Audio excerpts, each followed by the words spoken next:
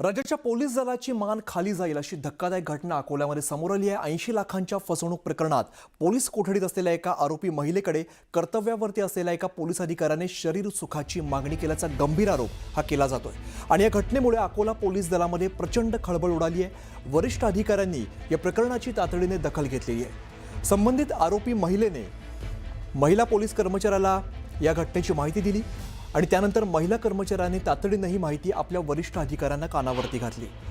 आपल्याच विभागातील एका अधिकाऱ्याने असं नीच कृत्य केल्याचं समजताच वरिष्ठ पोलीस अधिकाऱ्यांचा पारा चढला।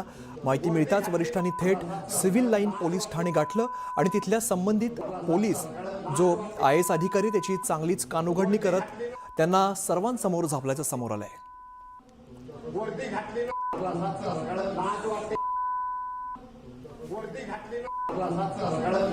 आमचे प्रतिनिधी कुंदन जाधव सध्या आपल्या सोबत आहेत, त्यांच्याकडून माहिती घेऊया। कुंदन, या संदर्भातली काय अधिकची माहिती समोर येते?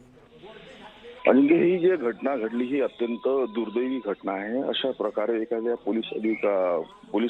पोलिसांकडनं ही घटना अपेक्षित नसते, कारण की महिला सुरक्षेसाठी पोलिसांकडे जात असतात आणि तिथं जर असे प्रकार घडत असतील तर ही दुर्दैवी घटना मानावी लागेल, कारण की पोलीस सुरक्षेसाठी तैनात केले जातात। मात्र अशा प्रकारे जर घटना होत असतील तर ह्या निंदनीय घटना आहेत।